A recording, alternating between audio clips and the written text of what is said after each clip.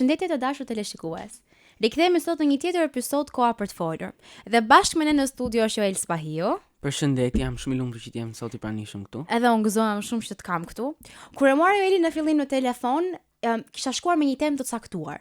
Ama më tha, jam në shkollë biblike tani për pak dhe a mund të marr më vonë në telefon sepse kam një gjë specifike kam pasur në zemër. Dhe thash, "Okej, më merr patjetër." E marr më vonë në telefon në darkët dhe më thot, "Kam pas një varg në zemër." Them, "Okej, më trego vargun."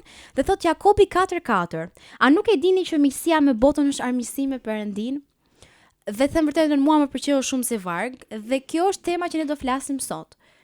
Do futem direkt te pyetja ime e parë, direkt në temë. Çfarë kupton ti me shprehjen miqësia me botën është armiqësi me Perëndin? Atëherë ky varg ka një domethënie shumë të veçantë për mua, por besoj që ka një domethënie të veçantë për gjithë ne, sepse është rrënjësor në besimin ton. Miqësia me botën, unë e kuptoj atë me kuptimin që ne duhet që mos konformohemi me këtë botë. Ne nuk duhet që të jemi si bota, por duhet të jemi ndryshimi dhe duhet të jemi zëri i së vërtetës në këtë botë që fatkeqësisht ka rënë në errësirë. Dhe në këtë mënyrë ne nuk duhet të jemi në miqësi me ta. Në fakt vargu në fillim thot o shkelës dhe ju shkelës së kurorës. Pse mendon se Jakobi përdor, mund të them, një gjuhë kaq të fortë dhe mund të them në një farë mënyrë dhe i çrton për njerëzit dhe i quan armik i Perëndis. A mund të më shpjegosh pak më shumë në lidhje me këtë varg, si e kupton ti këtë varg? Po, atëherë unë mendoj që ai përdor një gjuhë kaq të rëndë në dukje, mendoj që ai përdor këtë për të theksuar rëndësinë e të qenit jo një me botën, por një me Perëndin. Prandaj mendoj që ai përdor këto terma specifik si shkelës dhe shkelës të kurorës, sepse nëse ne kemi hyrë në një beslidhje me Zotin, atëherë beslidhja nuk duhet të thyet për asgjë në botë. Unë do të pyesja në fakt, po ti mendoj që ma shpjegove, por gjithsesi do ta bëj si pyetje që të jemi, çfarë përfaqëson bota në këtë varg? A është fjala për njerëzit, një sistem mendimi apo për mënyrën e jetesës pa Zotin? Atëherë unë mendoj që në fakt i përfaqëson të treja këto. Mendoj që përfaqëson edhe njerëzit, përfaqëson edhe sistemin e mendimeve, përfaqëson dhe jetesën pa Perëndin. Atëherë siç ne e dimë, shumica e botës atë jashtë fatkeqësisht nuk e kanë Zotin në zemrën e tyre. Por kjo nuk do të thotë që neve mos t'i rrim me ta, ne duhet të rrim me ta që të ndikojmë tek ta. Por gjithashtu përfaqëson edhe sistemin e mendimeve të tyre, gjërat që ata bëjnë, gjërat që ata dëshirojnë, epshet, çdo lloj dëshire që ata kanë që kundërshton fjalën e Perëndis, janë ato gjëra që ne nuk duhet të miqësohemi me to dhe t'i mbështesim. Shumë qartë. Ne kemi parë në fakt që sot në botë njerëzit kanë mendime të ndryshme, veprojnë ndryshe, mendojnë ndryshe, sillen ndryshe dhe në fakt në një botë ku duket sikur ka kaq njerëz ndryshe dhe është e vështirë të gjesh një person që i njeh fjalën e Perëndis, i bindet fjalës Perëndis, si mund ne të jetojmë në botë, por pa u bërë si bota, pra të mos ndikohemi nga ta? Atëherë fillimisht unë besoj që çdo gjë fillon me dy gjëra specifike që mund të na ndihmojnë neve në ecën tonë në lidhje me botën. Fillimisht ne duhet që të kemi gjithë secili për nesh marrëdhënie personale me Perëndin. Pra të futemi në një dhomë, të lutemi dhe të adhurojmë Perëndin ton me gjithë zemër. Të lexojmë fjalën e Tij dhe ta marrim atë jo thjesht për ta lexuar sa për të kaluar kohën, por qëndrojmë në të dhe ta bëjmë pjesë zemrës tonë. Dhe gjithashtu, e dyta është besoj që është shumë e rëndësishme që të jemi të mbjellur në një kishë lokale. Pra të jemi në bashkësi me besimtarët e tjerë dhe të mësojmë nga fjala e Zotit në lidhje me të tjerët. Kështu ne do të mund të ecim në botë pa u ndikuar, sepse ndikimi jon vjen nga diku tjetër. Mua më pëlqeu në fakt shumë se si ti e the tani, sa rëndësishme është kisha lokale. A mund të më tregosh pak megjithëse ti e the, por do të thoya që kur ne jemi në kishë lokale ose kur ne shkojmë dëgjojmë nga fjala e Zotit, siç the kur je i rrënjosur në fjalën e Zotit, është e vështirë. Nuk e di kush nga ju i thon nënat ose në përshpitje të marr, është ajo shpreha të mori lumi. Unë do ta përdor në këtë rast, është e vështirë të marri lumi sepse je i mirë rrënjosur. A mund të më tregosh pak pse në këtë kontekst që ne po flasim, është kaq e rëndësishme të jemi të themeluar mirë në një kishë lokale, edhe të jemi besnik ndaj asaj kishe? Po, atëherë mendoj që është shumë e rëndësishme pasi shoqëritë e vërteta, miqësitë e vërteta duhet të jenë me besimtarë dhe jo me jo besimtarë. Kjo nuk do të thotë që neve mos qëndrojmë me jo besimtarë, por ne atje jemi me një mision, jemi me një qëllim për t'i bërë ata vëllezër në Krishtin, që pastaj edhe mund të zhvillohet marrëdhënia jon akoma dhe më shumë nëse ata pranojnë Jezusin si shpëtimtarin dhe Zotin e tyre.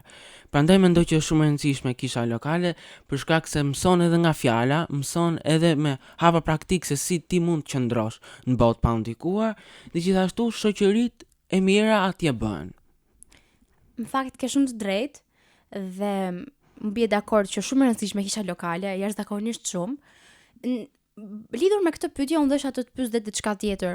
Ti the që ne është e rëndësishme që të kemi edhe miqësi me njerëzit që janë, pra jo besimtar. Po. Dhe normal që shumica për nesh kanë miqësi me njerëz jo besimtar, unë kam miqësi me njerëz jo besimtar. Cilat janë disa nga shembuj të praktik të miqësisë me botën, pra, që mund të na largojnë nga Zoti. Në vend që të shkojmë dhe të ndihmojmë, ne shkojmë dhe si thua bëhemi njësh me ta. A janë disa shembuj praktik që mund të na largojnë nga Zoti? Po, besoj që ka madje shumë prej tyre. Disa nga ato që mund të përmend është kemi marrëdhënien tonë me një person i cili nuk ndikohet nga ne, por është vazhdimisht duke dashur që të ndikojë ai tek ne. Për shembull, të ftojnë për lloj-lloj gjërash, kërkojnë prej teje lloj-lloj gjërash që ti nuk do t'i bësh. Edhe kur ti ja thua të vërtetën që unë nuk e bëj këtë për shkak se 1, 2, 3 gjëra, ai nuk ta pranon dhe tallet me këtë gjë, atëherë kjo është një miqësi që ti as nuk po e ndikon tjetrin, po ai po ndikon tek ti. Dhe për keq. Dhe për keq.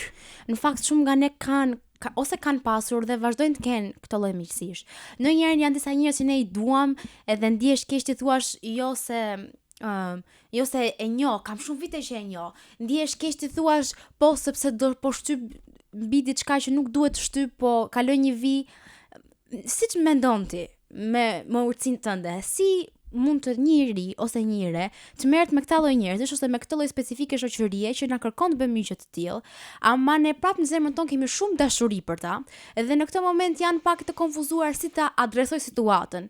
A të them jo apo të përpiqem ta sjell më afër Zotit. Po, atëherë fillimisht mendoj që duhet t'ia lën kohës. Dhe me këta persona, nëse ti e shef që ti nuk po ndikon tek jeta e tij për momentin, them për momentin pasi mendoj që gjëra e dur që ne duhet bëjmë me këta njerëz që i duam kaq fort, është shkojmë lutje dhe të lutemi për ta që Zoti t'ia zbuz zemrën dhe ta hapi zemrën e tyre për të pranuar ungjillin dhe për të ndryshuar me të vërtetë. Ndaj them që jo komplet të jetë shkëputja, por të ruhet. Ketë një farë lloj shkëputje. Po, ketë një farë shkëputje, por jo shkëputje në kuptimin që tani e lash, nuk merrem më me të. Duhet shkojmë në lutje dhe t'i paraqesim përpara Perëndis. Po, dhe siç thati ti më përpara që ishte shumë e rëndësishme dhe shumë e vërtet, kur e sheh që diçka nuk po ndikon për mirë te ty, atëherë është momenti që të shkëputesh pak nga ajo gjë. Po. Kjo nuk do të thotë një shkëputje menjëhershme, por kjo do të thotë që ka ardhur koha që të bëjmë ca vendime tona të urta për veten. Duhet ruajmë veten. Shumë e drejt. Bëje vetë me gatek. E ke dëgjuar këtë? Po, kurse kush nga ne nuk e ka dëgjuar këtë? Dy ta thoja për kamerën. Shpresoj që të mos ma heqë regjia, po nuk mendoj që do ma heqin. Si mund ta ruajmë pastërtinë në një botë ku duket sikur çdo gjë është pis? Në një botë ku duket si ngado që e kthen kokën, ka vetëm njerëz që duan të bëjnë gjëra jo të duhura, ke vetëm shoqëri të keqe dhe ndonjëherë thua o Zot, po unë ku do e gjej një mik ose një mikesh të mirë, sa duket sikur asnjë gjë nuk po më del përpara. Si mund ta ruajmë ne pastërtinë e besimit ton në një kohë ku gjithçka rreth nesh na fton të përshtatemi me botën?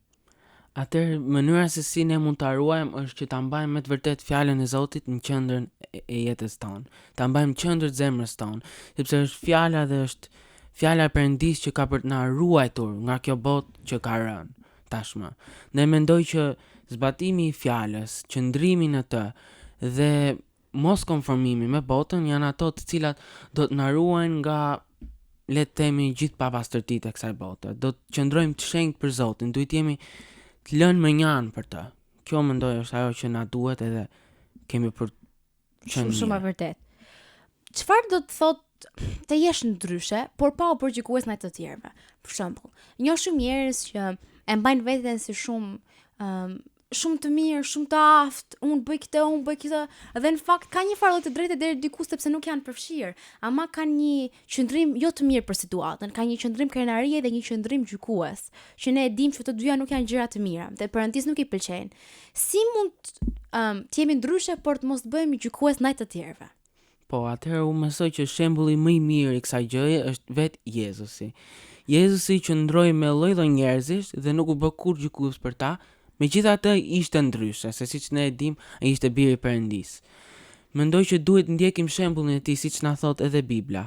Mendoj që duhet jemi ndryshe, mendoj që duhet praktikojmë fjalën e Perëndis në jetën tona, dhe në të njëjtën kohë, duke ndjekur shembullin e Jezusit, mos gjykojmë të tjerë dhe të mendojmë, ne tani jemi bitë e Perëndis, kemi Jezusin dhe tani ne jemi mbi çdo njeri. Po. E vërteta është që ne jemi bitë Perëndis, por ne duhet edhe të kujtojmë që është për shkak dashurisë tij, është për shkak të hirit tij që ne jemi këtu ku jemi sot dhe s'duhet ta harrojmë kurrë atë gjë. Ke shumë të drejtë dhe përulësia është një gjë shumë e rëndësishme. Po. Nuk duhet jemi hipokrit. Shumë e drejtë. Ke vënë që shumë njerëz janë shumë për shembull unë personalisht nuk e kam qef njerëzit krenar. Unë nuk do doja të rria me një person krenar. Madje unë do të rria larg një person krenar. Pse Jezusi nuk ishte krenar, Jezusi ishte i përulur. Jezusi ishte Jezusi. Do të thënë njeri më të mirë, njeri më të zgjuar, njeri më që donte mendoj ishte Jezusi. Dhe ai vetë nuk ishte krenar, ai ishte një person i përulur e një person i mësueshëm. Edhe siç theti Jezusi ishte shembulli më i mirë. Po. Ti ngjasojmë Jezusit edhe kjo, ti jemi të përulur. Çfarë ose më të them kështu.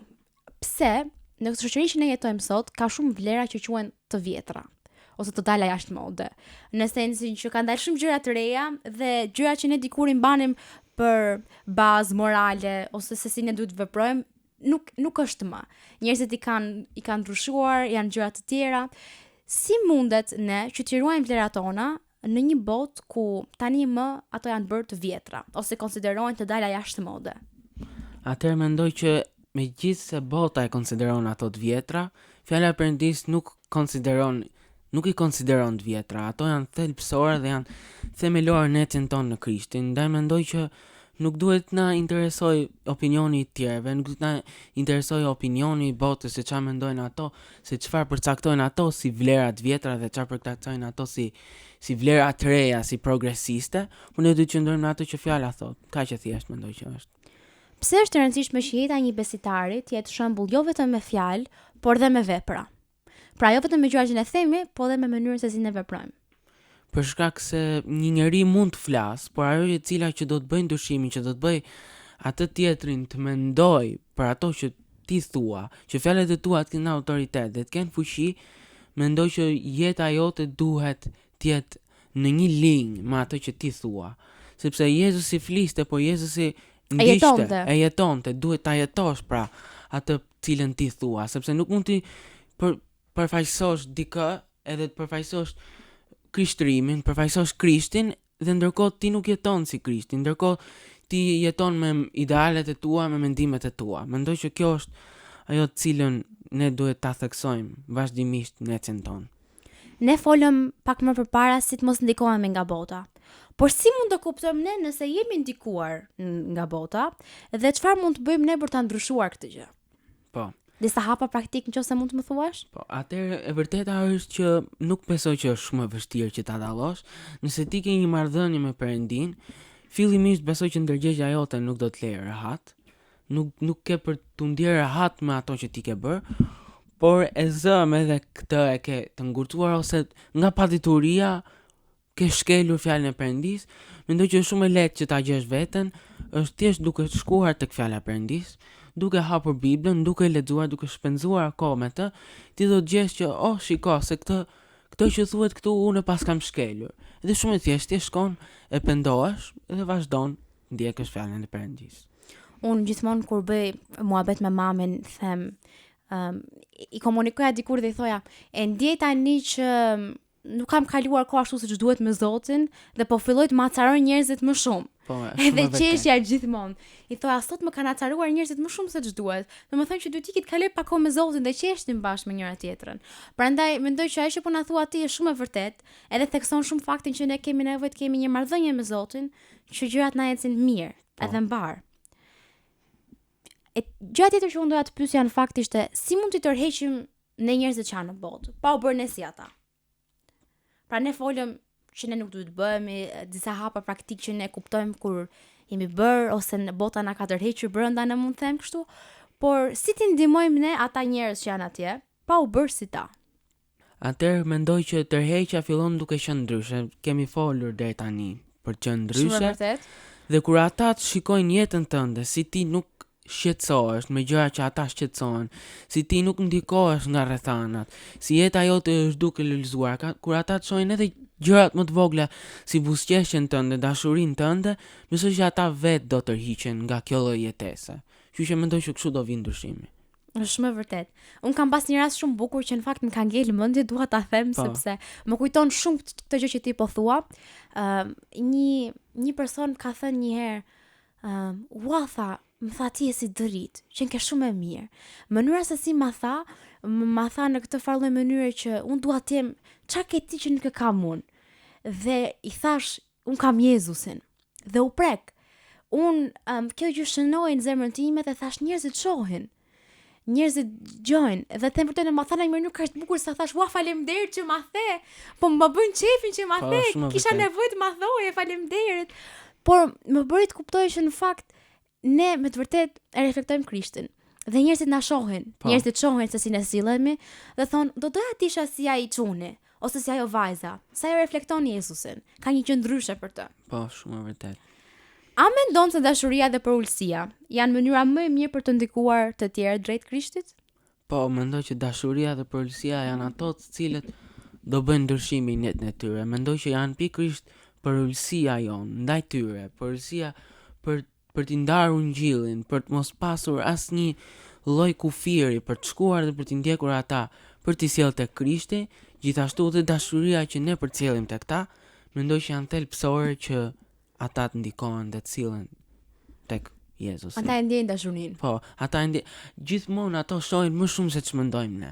Ne mendojmë që këta janë të ngurtë, po edhe ata më të ngurtët kur kalon shumë kohë dhe kur e shohin që po shife se ndoshta në fillim mund të tallen me ty, mund të mendojnë që ti je i çmendur, ti po predikon një Jezus edhe je thjesht një fetar, por ata shikojnë ndryshimin tënd dhe kur ti je konsistent në atë që thua, kur jeta jote e flet atë për cilën ti ke kohë që po ungjillizon atyre, atëherë mendoj që ky dhe ajo që ka për t'i sjell ata tek Krishti. Shumë e vërtet. Si mund ta dëshmojmë në jetën tonë jo vetëm me fjalë, por çfarë mund të bëjmë ne? Disa ndoshta gjëra praktike që ti tërheqim njerëzit drejt Jezusit. Që ti tërheqim ti the që është e rëndësishme dashuria dhe përulësia, a ka diçka tjetër që do doje të shtoje që mendon që është e rëndësishme kur ne duam të tërheqim njerëzit për të kuptuar kush është Jezusi dhe ungjillin e Perëndis? Mendoj që vlen për të theksuar që në emër të dashurisë dhe përulësisë nuk duhen gabuar dhe nuk duhet të shkelur fjala Perëndis. Për shembull, në lidhje me këtë që pyete. Ka shumë njerëz që mendojnë që unë i dua të tjerët, i pranoj dhe kjo është mënyra se si unë jam përcjell Krishtin. Por kjo nuk do të thotë që ti të pranosh mëkatin e tyre, që ti t'i mbështes dhe thua unë i pranoj ata siç janë. Neve duhet t'i pranojmë ata në gjendjen që ata janë, por neve nuk kemi thirrur dhe nuk kemi thirrur që ne t'i lëmë ata në gjendjen që janë. Duhet bëjmë që Krishti të vinë jetën e tyre dhe t'i ndryshoj rrënjësisht edhe ato gjëra të cilat nuk janë okay me ta. Pra mendoj që në emër të përulësisë dhe dashurisë nuk duhet mbyllim syt. Pra duhet qëndrojmë për atë që themi, se pastaj kur ata të marrin vesh dhe kur të kuptojnë gabimet e tyre, do thonë po ky s'ma tha mua. Ky nuk qëndroi, edhe do mendonin që mënyra e stilit tyre të jetesës është në rregull, ndërkohë që nuk është. Shumë e vërtet. Në fakt kjo që theti është shumë e drejtë. Ne në emër të dashurisë dhe të përulësisë ndonjëherë çfarë ndodh është i mbyllim syt. Jo se s'ka problem, jo se e dua, jo se dua ta mbaj për mirë, jo se dua ta ndikoj për mirë. Ndonjëherë në fakt e di që ka më shumë arritje kur e përballon tjetrin dhe i thua dëgjoj kam shumë gjanë, po shoh që kjo gjë nuk po shkon. Po gjithmonë përballa duhet bëhet me dashuri ama. Me dashuri. Gjithmonë përballa me dashuri. Me dashuri. E ke parasysh ta njerëzit që bërtasin, kam. Nuk duhet ta kthejmë në një luftë. Kush ka të drejtë? Një luftë kush ka të drejtë dhe debate, sepse Bibla thotë që edhe ti shmangemi me këtyre debateve. Duhet thjesht qëndrojmë për ato që Perëndia na ka kërkuar, thjesht qëndrojmë për fjalën. Shumë e vërtet. Si mund të reagojmë ne kur ndjejmë presion për të përshtatur ndaj botës? Pra ne e tham, në linjat përgjithshme kemi thënë, por ke një moment që ti ndjen presion për të përshtatur ndaj botës. Për shembull kam folur me njerëz të ndryshëm që punojnë në fusha në një fushë aktrimi ose në një fushë që thon, kam tjerë presion për të bërë një gjë që unë nuk do doja ta bëja për të përshtatur botës ose vendit ku jetojmë. A mund të na thuash pak ose të na japësh në mund të them kështu 2 fjali ose një fjali që të na motivosh? Pse ne nuk do ta bëjmë këtë gjë dhe si të reagojmë kur kemi këto lloj presione? Atëherë mendoj që përveç atyre gjërave që tham, fjala e Perëndisë dhe Bibla, mendoj që Jezusi tha që do të vinë ngushëlluesi dhe ngushëlluesi firma e shenjtë është në ne. Besoj që ajo do të dëshmoj zemrës tonë dhe do t'i thotë kur çfarë duhet bëjmë. Do të na drejtojë në momente të caktuara se çfarë duhet bëjmë. Dhe duhet gjejmë zërin e Perëndisë në ne në lidhje me situatën që kemi dhe mos ndikohemi nga zëra të tjerë të jashtëm. Si mund të jetohet një jetë që e nderon Perëndin, por pa humbur gëzimin e të tjerëtuarit? Për shembull, shumë të rinj mendojnë që duke ndjekur Perëndin, unë do humb shumë gjëra dhe do lej shumë gjëra. Dhe është e vërtetë, ka një farë të vërtetë që disa gjëra do të duhesh t'i lesh. Por gjithashtu, një gjë që ne nuk e përmendim është sa gëzim ka të jetosh për Perëndin, sa përmbushje ka të jetosh për Perëndin. Ne folëm për botën dhe se si ne mund të përballojmë presionet e botës, shoqërinë e gabuar. Mendoj që kemi folur goxha për atë pikë, por mendoj që tek kësaj duhet të mësojmë pak sepse është shumë e rëndësishme. Pra, si mund të jetohet një jetë që e nderon Perëndin, por pa humbur gëzimin e të jetuarit? Atëherë si fillim duhet të përcaktojmë një çfarë është gëzimi, sepse fjala e Zotit na thotë që gëzimi i Zotit është forca jonë. Dhe unë besoj që gëzimi i të jetuarit nuk qëndron në kënaqësitë që përmendëm, në kënaqësitë e botës. Nuk ka asgjë të keqe me të argëtuarit, por të vendosësh Zotin prioritet, më besoj që aty fillon gëzimi vërtet. Unë besoj që aty fillon gëzimi, aty fillon lumturia, edhe Zoti nuk është kundra argëtimit. Shumë e vërtet. Por ndaj burimeve të caktuara, burimi i gëzimit ton duhet të jetë Perëndia dhe gjithçka që bëron nga ai. Pyetja e fundit që në fakt unë dua të thoja, edhe dua ta mbyll me këtë, është ti personalisht, çfarë do të thotë për ty të jesh mik i Perëndisë? Të jesh mik i Perëndisë është një gjë shumë e rëndësishme dhe shumë domethënëse për mua, por besoj që për çdo besimtar. Mendoj që të jesh mik është një shkallë më lartë se sa thjesht të jesh një njeri i Perëndisë. Mendoj që të jesh mik do të thotë që Zoti po të beson ty gjëra, ka besuar ty gjëra. Zoti flet me ty, ka bashkësi me ty, ka miqësi me ty, të drejton ty dhe mendoj që kjo është gjëja më e rëndësishme dhe kjo është gjëja që shënon jetën e njeriu. Këtu mendoj që gjendet gjithë kuptimi dhe vlera jonë tek marrëdhënia krijues-krijes. Faleminderit shumë. E vlerësoj shumë çfarë ti na the dhe në fakt ti ke thënë gjëra shumë të duhura, shumë të drejta, shumë të vërteta.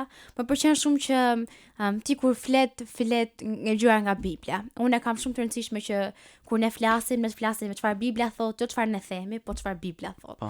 Edhe unë këtë gjë vlerësoj shumë të ty. Faleminderit shumë që të kisha në studio sot. Gëzohem shumë. Kënaqësi. Shpresoj që edhe juve t'ju ketë pëlqyer shumë programi. Ju bekojmë shumë. Uroj të keni një fundjavë sa më të mirë dhe bashkë ne shihemi radhës tjetër. Mirupafshim.